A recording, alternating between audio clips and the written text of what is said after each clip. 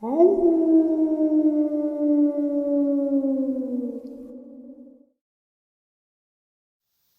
greetings and salutations, everyone. I hope everyone is still doing well, and welcome to, depending on however you may look at your clock or wherever you may live, this early morning, or is it middle of the night, bonus upload. Before we jump into it, a couple links. As many of you know, I rely on Patreon, PayPal, channel membership, and the merch to help the channel to continue to grow and go. Links to Patreon, PayPal, channel membership is in the description below, merch displayed directly under the video. Also, Dogman Frightening Encounters, Volume 1 through 3, the audiobook versions. They were written and researched by Tom Lyons, narrated and produced by me, Jeff Nadolny. Those audiobooks are available on Audible, Amazon, and iTunes, links to which are also in the description as well. And finally, last but definitely not least, if you'd really like to help support the channel to continue to grow and go, simply subscribe. It doesn't cost a cent. Click the like button, takes half a second. If you don't want to miss out on any of the informative uploads I put out daily, click that bell icon, and folks, please leave a comment. Why? Well, because all these things really do help the channel to continue to grow and go. And yes, folks, they definitely do matter. Now, everyone, I have taken far too much of your time. Let's jump in to this middle of the night or early morning bonus upload, shall we? Email. The heading is Dogman ? Military ! So I'm like, all right. And I open the email and it's brief. My sister is a subscriber. I really need to talk to you. I work for the state of Minnesota's government, and my sister told me to contact you, that you are right. Okay? And his phone number's down there. For the last 3 weeks, I've just been jotting numbers down or printing the emails out with phone numbers just to try to get my head straight before I make any calls and do any interviews. I sat there for a second. I started to play the game of solitaire, and I was like, state government. What's this guy got to say? So I give him a call, and his name is Ryan. His sister listens to this channel. She's been subscribed for a while. He used to think that she was absolutely nuts. She has had a Bigfoot encounter in Minnesota, which he used to make fun of her about. We talked for probably 45 minutes to an hour. And so what he does is he works for the state government. His job is he works for the Department of Natural Resources, or DNR. And what he does is he goes around to all of the state parks or any kind of waterways and tests the waters to make sure there's no pollutants or whatnot in the waters. He's had this job for 12 years now, and he's in his early 40s. So he's younger than me, a little younger than me. But that's what he does. He is armed when he goes out, and he is a DNR. He is a officer. He can enforce, rules and regulations. So if I'm dumping garbage in the, woods and he comes upon me, he can arrest me. So he does have some power. Something that he doesn't like to throw around. He enjoys the environmental part of his job the most, being outside except when it's winter. He made that very clear, because it is very cold up there, he said. Now, I said, so, Ryan, you stated Dogman ? And at the end of that email, I was right. I'm like, I am not an expert, first and foremost. I don't think that I know anything. All right? I'm just going to let you know firsthand. So I might be able to help you answer a question, but I'm not an expert. And he said, well, my sister said that you would be very interested in this. He said, I used to pick on her for 20-something years after she had her Bigfoot encounter. One that she was adamant about happening. She shared it with her parents, her brother. This was before he was in the DNR. So with his job, his sister asks him pretty much every time she sees him, have you seen anything strange in the woods? Have you seen anything? These things are real. This, and that. And every time, no, I haven't, you nut. This, and that. Really nice guy. He was joking with his sister. But really did think that she was a little bit off because of the encounter and how deep down the rabbit hole she went, like many of us do. So he has been testing the water quality in Minnesota because of the fires up in Canada. Well, and I encourage you guys to open a map and open the map of Minnesota and look up Roseau County, and that will put you in the vicinity of where we are, Longworth, Minnesota, to be exact. There is a border agent office there, and there's not too much else in that area. He said it's camping and, camping. So he's testing the water. He's been testing the water all along the northern border of Minnesota for the last 2 weeks because of the fire, the air quality, and the contaminants that are in the air from the fire settling in the water. Now, he is in the vicinity of Muskeg Bay. He, on day one, is up there and sees some very abnormal tracks in the mud by where he is testing the water. Doesn't really think much of it. Maybe it's a wolf that came down from Canada. Maybe it's, I don't know. Maybe it's a wolf that's here or a big dog from a camper. He said, but the more he got thinking about it, the more he didn't feel that it was a wolf. He actually went home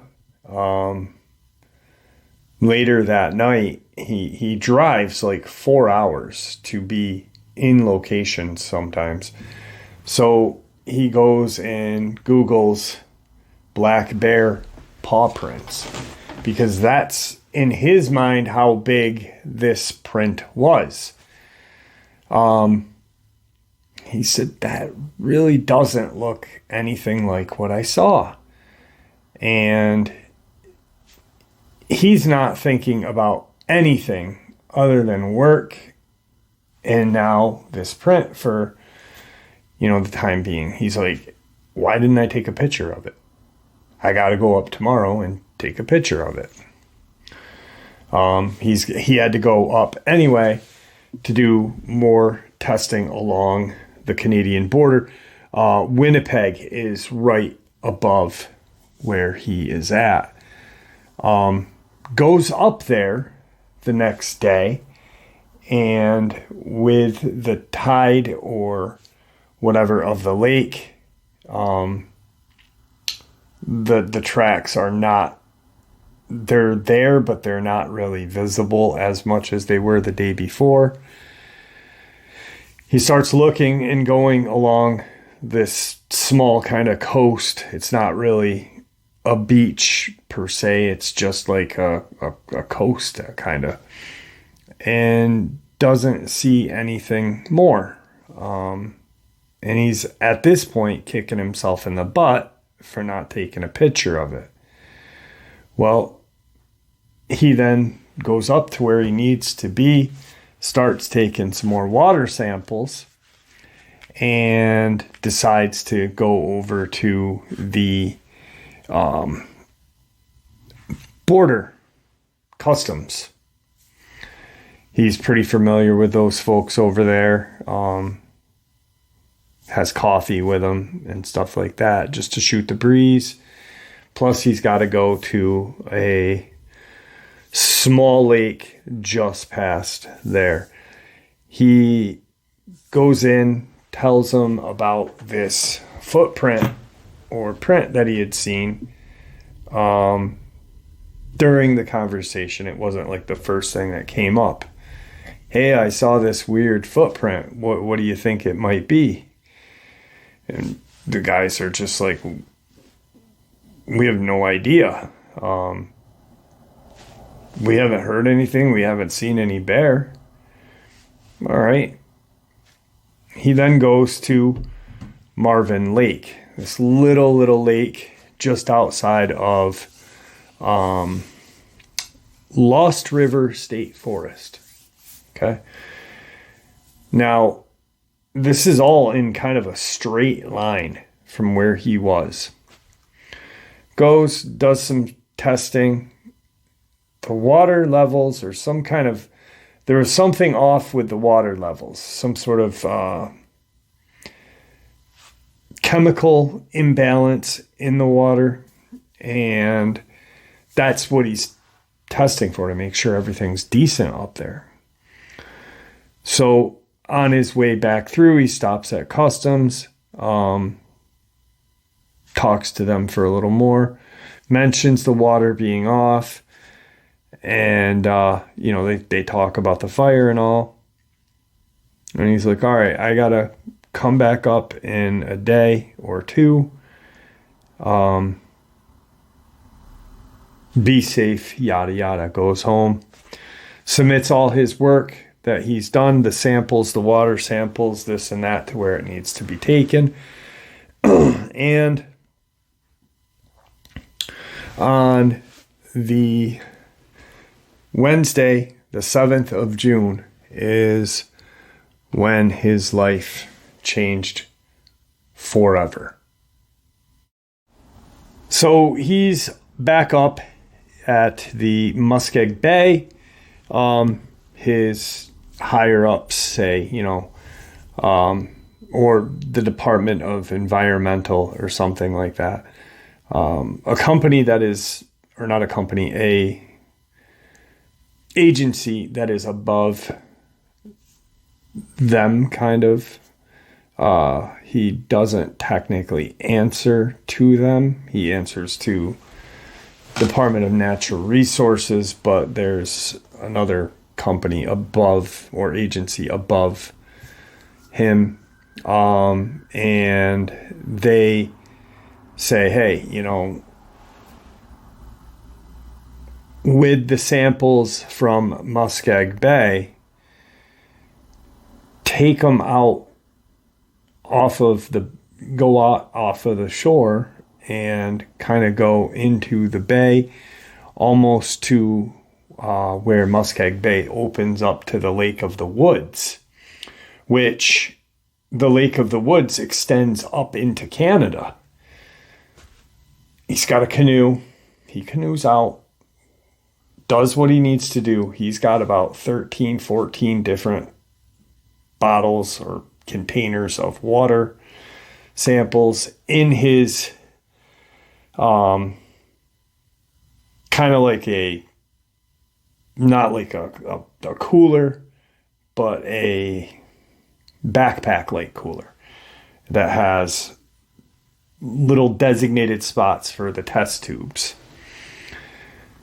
He's out on the lake for a while because he wants to get different samples from different parts of the area. He can't cross into Canada, so he's got to be safe on that. So he rows back in. It sounds like it's a big deal, but it's not. He actually enjoys, doing this. He doesn't use, on certain occasions, he doesn't use an electric trolling motor or a gas because he doesn't want to stir up anything. That's why he paddled out. He gets to his truck, loads his canoe up onto the top of the truck, and proceeds to drive out. There's one road in, one road out. It's 410. And he's just getting ready to jump in the truck. And a couple of what he said, good old boys, and kind of snickered. He said they're a different breed up there. There's not too many houses up there. Like I said, there's not an awful lot. There's probably 10 to 15 different homes up there. He said the yards kind of look like junk yards. They're not bad people. They're just, that's how they live. So they come in, they see him, and they're very respectful people. They're very nice people. And they start shooting the breeze and talking.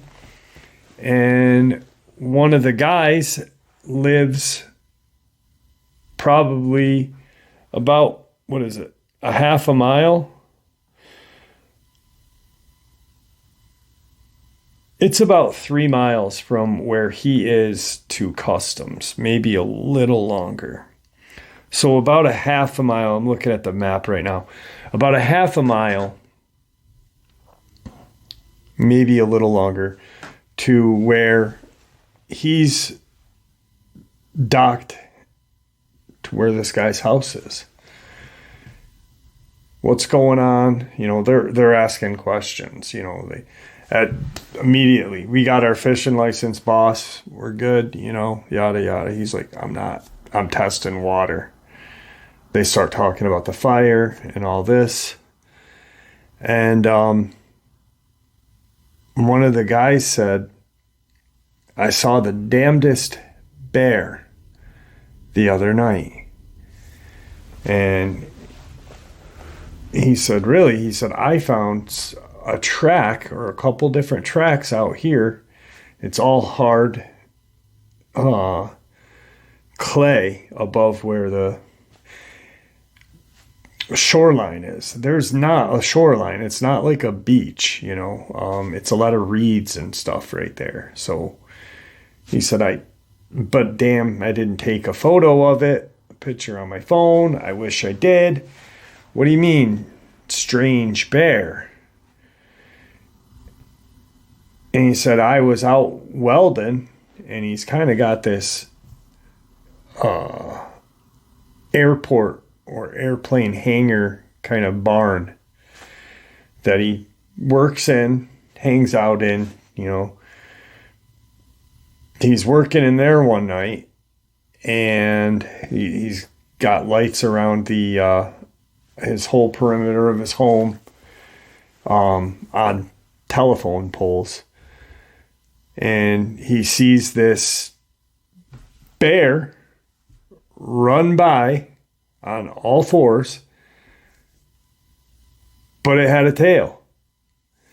And he said, listen, I know what wolves look like. This was no wolf.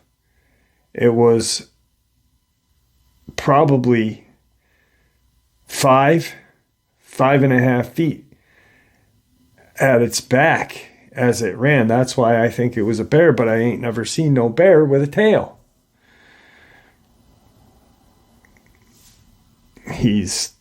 Ryan is now kind of like, what the hell is going on? So he then goes to the guy's house. He shows him where all this went down. He's looking, and he's configuring where this creature might have went. As they're there, they're just talking, and he makes a joke. You think it might have been a Bigfoot? And the guy shook his head and goes, it ran on all fours, and it had a snout, and it had ears. He goes, but if it wasn't so big, I would have thought it was a wolf. But it was far too big to be a wolf. So that's why I think it was a bear with some sort of maybe genetic deformity. He's like, all right, guys, be safe, yada, yada. He's driving because he's got to go into the Lost River again, and he's going to canoe out into the middle of this Marvin Lake. Once again, check this out on the map. It's pretty interesting. Goes in, says hi to Customs, gets some coffee. Nothing unusual. And then heads towards Lost River State Forest and Marvin Lake. So as he's on his way to Marvin Lake, he's thinking about what the guy said. He's thinking about his job, what he's going to be doing here. A lot of the lake is swampy at one side, so he's got to go pretty much around this small lake. It's not nearly as big as the Lake of the Woods. It's pretty big. Marvin Lake is a small, He's driving out, and it's all wooded out there. And as he's about a quarter of a mile on this old kind of dirt road, there's two full military gear, long rifles, standing in the middle of the road. He's thinking, what in the hell is going on, Jeff? That's how he said it.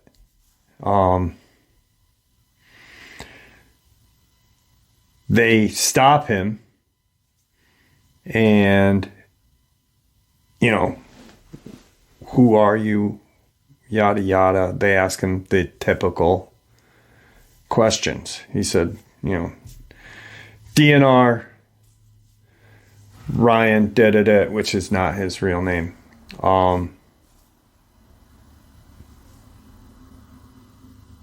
They let him through. They don't say anything. They look at his credentials. He shows them, his obviously he's in a state truck, DNR.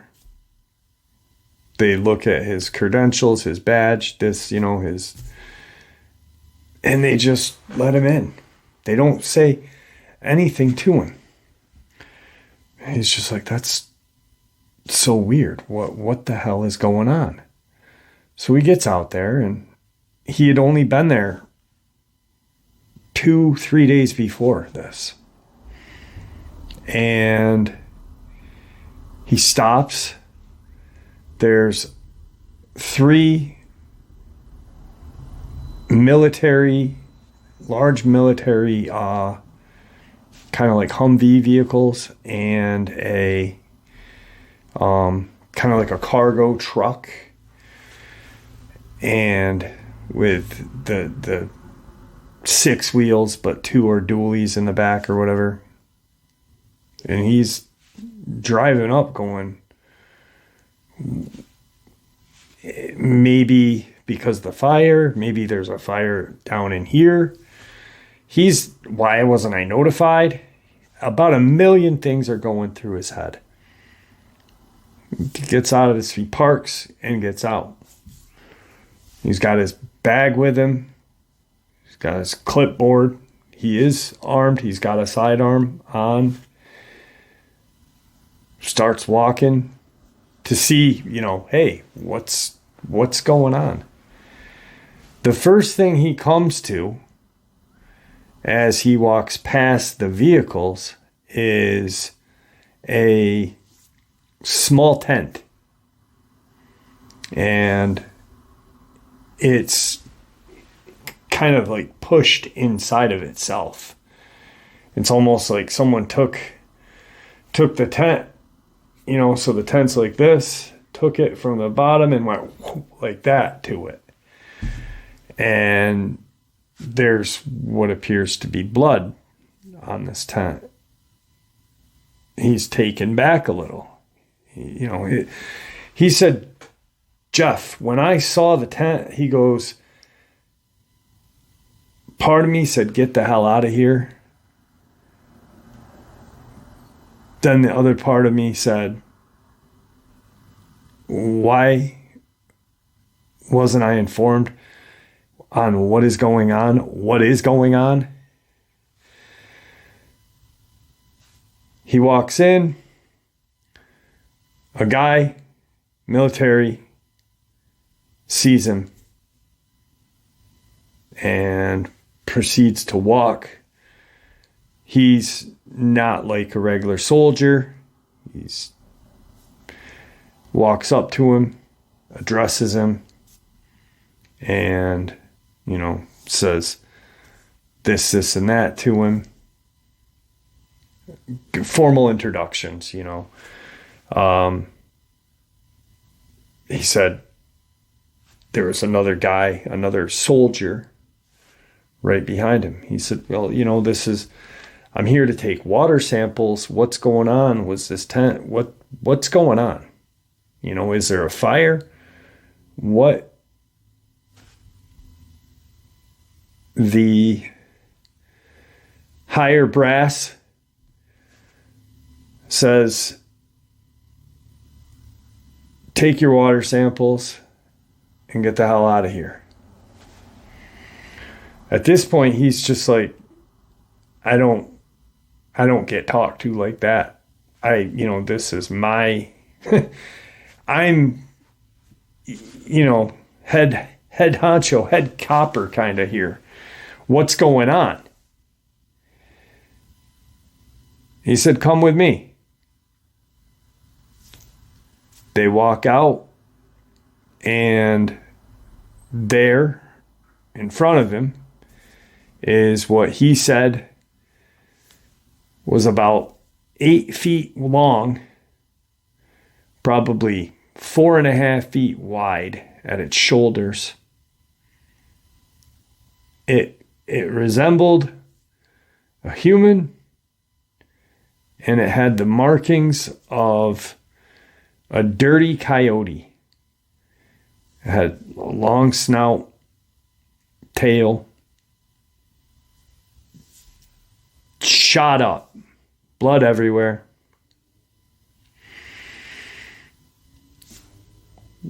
What the hell is this? You tell us. That's what the guy says. You tell us. You don't know? And he's just like beside himself because no, he doesn't know. He's like, well, what's up with this tent? What's going on with the tent?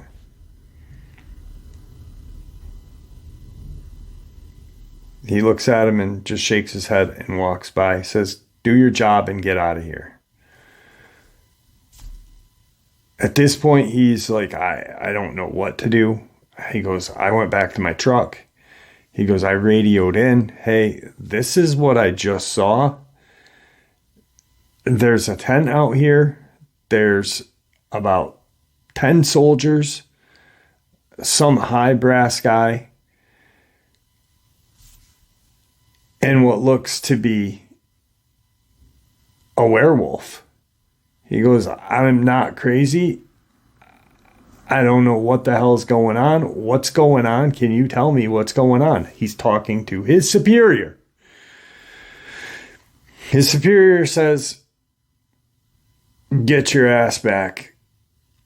Get your ass back to base, to the station where we need to talk. He drives out. He's shaking. He's not anything.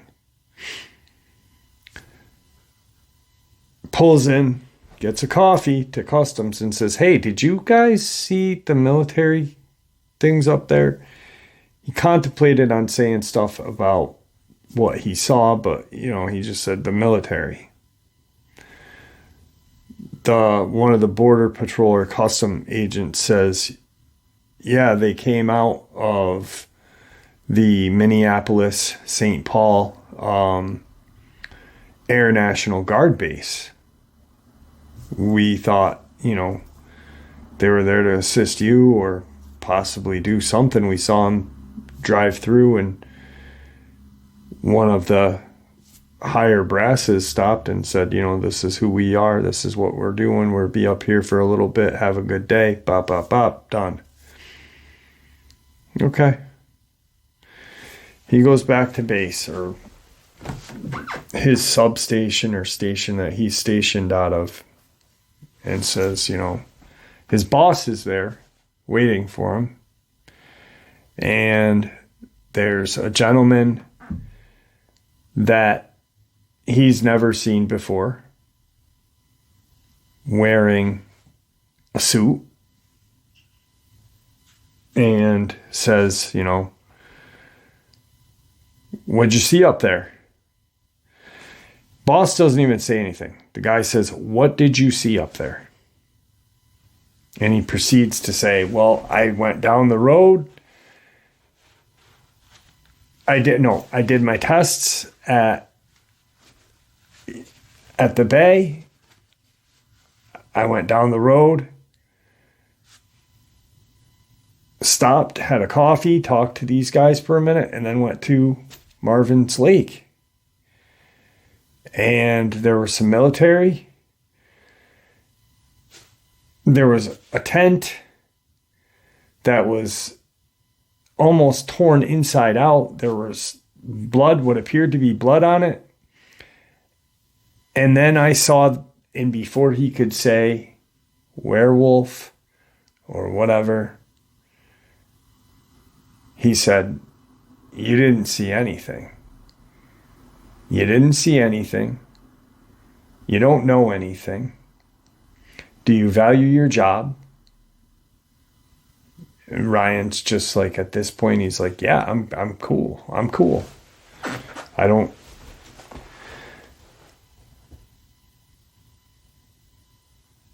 He leaves the samples from Muskeg Bay and the Lake of the Woods and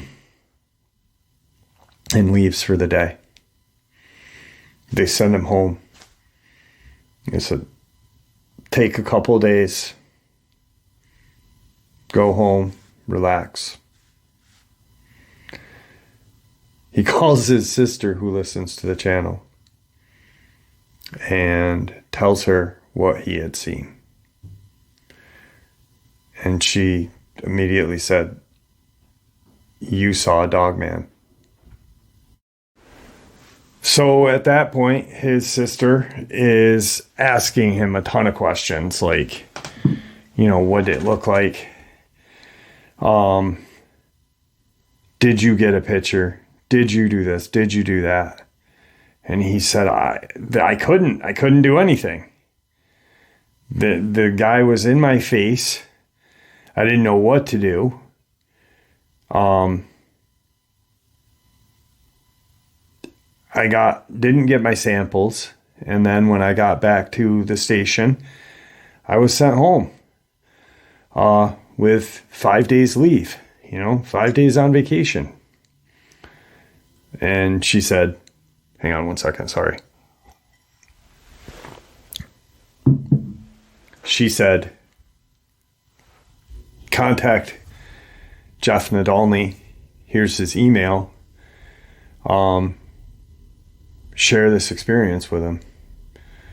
And she had said something about the forest fires in Canada pushing these things down. And I said, well, do you want me not to share this? I first said, anonymity is respected. I can sit on this for as long as you want me to. I don't have to share it immediately. I don't have to do anything. You can just tell it to me and we can call it a day. He said, I wasn't forced or told to sign a disclosure. This happened on the 7th. It's the 10th now, 3 days. He said, I'm going back Monday.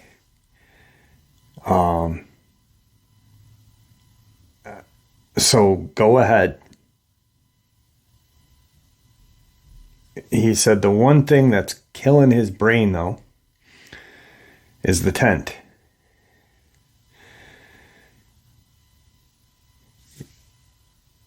He doesn't, and then I said, well, what about the Dogman? And he said, yeah, that's messing me up pretty bad.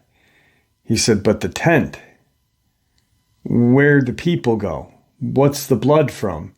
How did these people know? How weren't we told? What's going on? And I said, I don't know. Honestly, I don't know. I don't know how they know. I don't know what they know. All I know is these things exist. The government knows about them. Maybe it was chipped. He said chipped, and I said, check this out. Read, listen to this experience. And I sent him Victor, one of Victor's experiences, or one of the uploads with Victor in it. But he then, I asked him some questions. He said there was a lot of blood on the ground around the Dogman. He said it didn't look like a werewolf or whatever Dogman that you call them. Us, because he kept saying werewolf.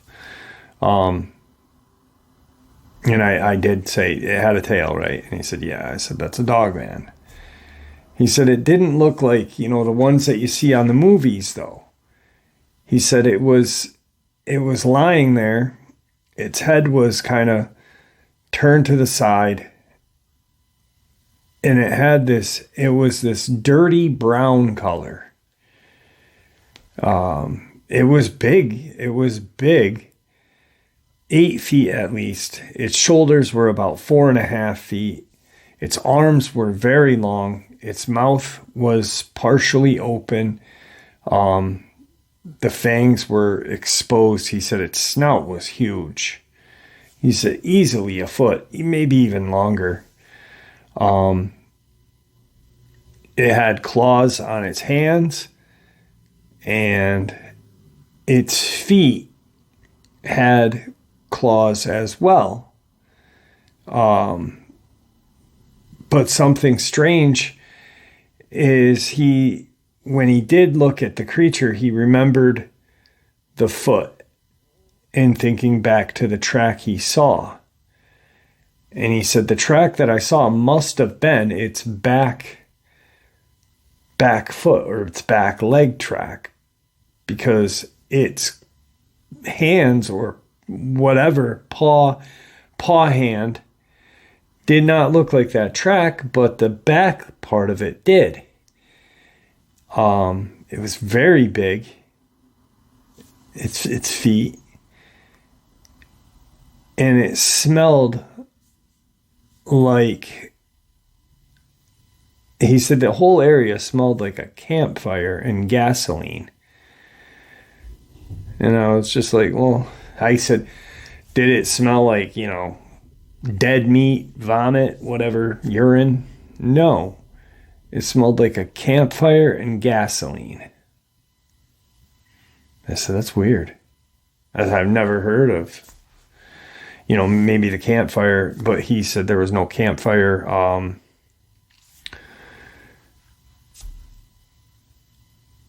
near the creature. Very strange. Once again, he gave me permission to share this at ASAP. Guys, look at the map. Look at how strange the location is. I see you going back Monday. Yes, I am. And I said, I did try to convince him to do an interview, but he said, in case anybody hears this, I can plausibly deny it and just say I said, told my sister. But I don't want to have my voice to this. He said, I don't even know how I feel about this whole thing. And, his sister emailed me shortly after he and I talked the first time. And, I just said, this is crazy. This is unbelievable. And sent me a picture of him in his uniform and stuff like that. Very, very nice guy, but very strange. And there's a lot of questions, because how did they know? And how did the military or whoever they were know? It was the military, but why would the military be involved? Why was the tent there? What the hell's going on? And who was the guy at his substation? And what's going to happen Monday? I said, listen, if you don't mind, can you at least text me Monday? Let me know you're all good after you go in and stuff, so I know, that you're not just a statistic. And he said, what's that mean? I said, just please let me know that you're all right after work or whatever. And he said, yeah, sure. Really nice guy, but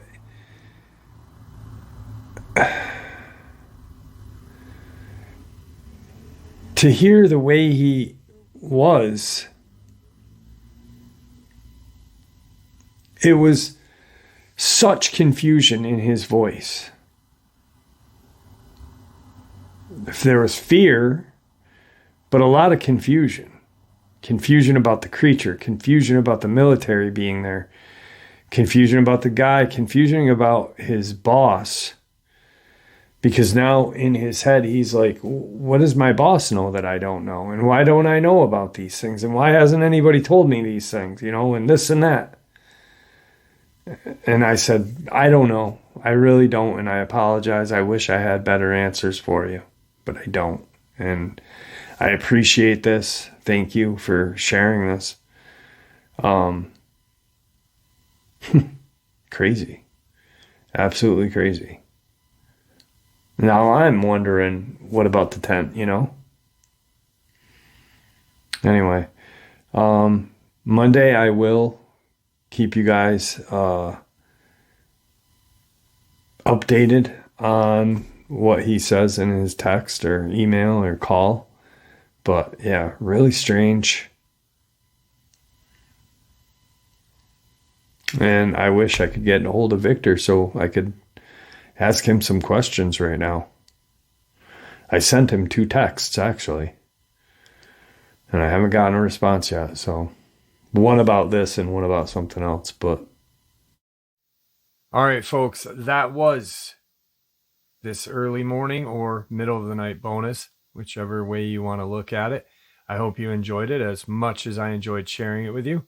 Thank you all for supporting the channel.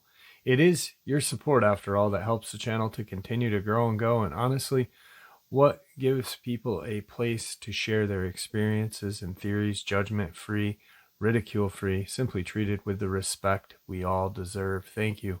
Please stay safe, happy, healthy, and ever vigilant, keeping an eye on our children, pets, family, friends. These creatures are real. They are out there and they are dangerous. Share this info with those you love and care about, and it may just help save their lives someday. Until next time, never stop asking questions, never stop searching for the answers. God bless.